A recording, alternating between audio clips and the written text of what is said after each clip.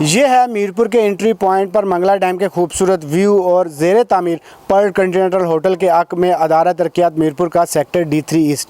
اس کا شمار میرپور کے پوش ترین سیکٹرز میں ہوتا ہے، جہاں پلاٹ کی قیمت 80 سے 90 لاکھ فی کنال ہے۔ بنیادی طور پر sector D3 asset Azad Kashmir کی بیوروکریسی کو نوازنے کے لیے بنایا گیا تھا، لیکن اس سیکٹر کی ایک بدقسمتی تو یہ رہی کہ جتنے بھی بینیفیشری بیوروکریٹس تھے انہوں نے اپنے تمام پلاٹس فروخت کر دیے، اور دوسری بدقسمتی یہاں پر ادارہ ترقیات میرپور کی طرف سے کسی بھی قسم کی سہولت فراہم نہیں کی گئی، یہاں تک کہ پینے کے صاف پانی کے لیے کوئی لائن نہیں بچھائی گئی۔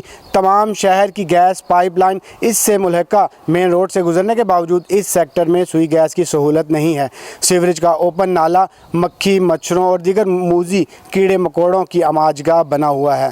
نہلے پہ دہلا بجلی کا فیڈر بھی دیہی علاقے سے لیا گیا ہے، جس کی وجہ سے بجلی کی وولٹیج پوری نہیں ہوتی اور آئے روز علاقہ مکینوں کی قیمتی الیکٹرونک مشینری جیسے فریج، ٹی وی، اے سی وغیرہ خراب ہونے کی شکایات عام ہیں۔ اور طور شہری آبادی میں بھینسوں کے باڑے ادارہ ترقیات میرپور کی کرپشن اور نااہلی کا منہ بولتا ثبوت ہے۔ وفاق کی طرف سے آزاد کشمیر کا بجٹ دوگنا ہونے اور ادارہ ترقیات جو خود ٹیکس کی مد میں خاطر خواہ فنڈ اکٹھا کرتا ہے مگر کسی بھی قسم کی سہولت فراہم کرنے سے قاصر ہے۔ مہنگے ترین پلاٹ لینے کے بعد بھی علاقہ مکین سہولیات کی فراہمی کے لیے اداروں کی ٹھوکریں کھانے پر مجبور ہیں۔